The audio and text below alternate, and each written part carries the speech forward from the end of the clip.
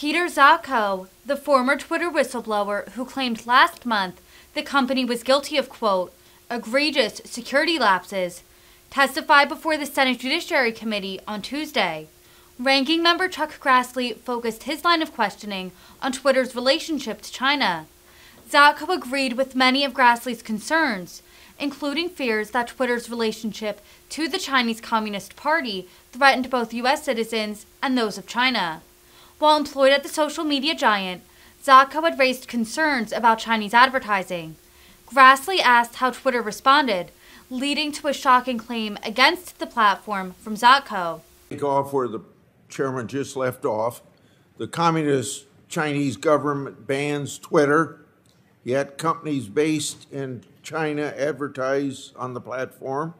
When a user clicks on such an advertisement, they've presumably redirected to a website controlled by the Chinese government, which can collect vast amounts of data and track their location.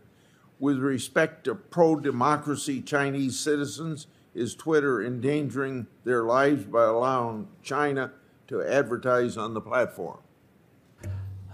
I think that's a very valid concern, sir. And that was a concern that was raised to me by the employees inside Twitter who were disturbed that in a country where the service was not allowed to be used and provide a voice to the public, but that money was being accepted from organizations that may or may not be associated with the Chinese government. And I believe there was a Reuters article just a day or so ago saying that they did identify that there were governments related to China advertising on the platform, possibly in violation of Twitter's own policies.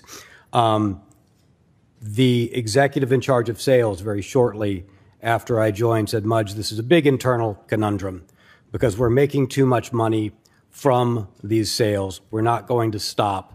We need something that will make the employees more comfortable with the fact that we're doing this, figure out how we essentially thread this needle or frame it, which made me a bit uncomfortable.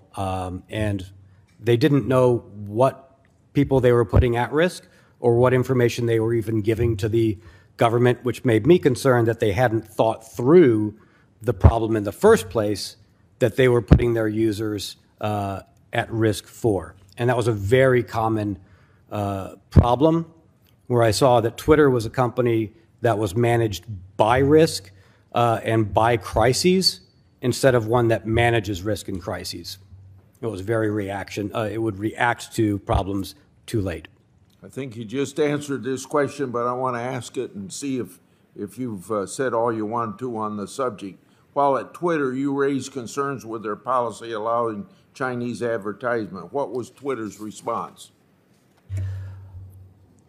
In a nutshell, it was, we're already in bed. It would be problematic if we lost that revenue stream, so figure out a way to make people comfortable with it. Okay. According to your disclosure, thousands of Twitter employees have access to Twitter user data and internal systems. That includes nearly 4,000 engineers, which is half of Twitter's workforce. However, you've stated that they don't need that kind of widespread access to perform their job duties.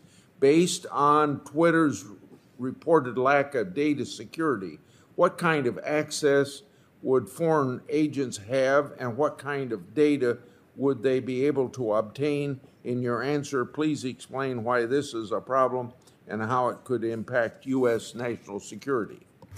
Yes, sir. Let me break that down into two parts of an answer. So Twitter has engineers and non-engineers. Twitter does not have, at least when I was there, which was up until January of 2022, does not have a testing environment or a development or staging environment. This is an oddity. This is an exception to the norm. Most companies will have a place where you test your software, where you build it, where you make sure it's working the way you want it to. Think about somebody building an airplane and saying, like, I'm going to put it in a wind tunnel. I'm going to build it in an environment. I'm not going to put passengers on it, put it in the air, and then figure out how to build it or tweak the engines at that point. Twitter just has the production environment, the running systems, the live data. When you become an engineer, which is half of the company are engineers, you are by default given some access to this live production environment. You are doing your testing. You are doing your work on live systems and live data, irrespective of where you are in the world as an engineer. So if you are a foreign agent and you are hired and you are an engineer, you've got access to all of that data that we talked about. The 80% that Twitter doesn't know what's in, yet the engineers studied and realized is personally identifying information, other sensitive information, where there's a lack of access controls because they have too much data and they just didn't know where everything is, so they have to give everybody access, and the systems can access the information. But also recall that foreign agents can have multiple goals. And sometimes it's not just the engineers or the technical access that they want, but it might be information about the plans of Twitter, what plans Twitter has to potentially censor information in a government or concede to a government's request, or what plans they have for expansion in a particular environment. And in those cases, that's where I saw, with high confidence, a foreign agent placed from India to understand the negotiations and how well they were going for or against India's party, who was having difficulties with Twitter in India. In your disclosure, you mentioned that the FBI notified Twitter that one of their employees was suspected of being a Chinese foreign asset. Were you and others at Twitter at all surprised by that?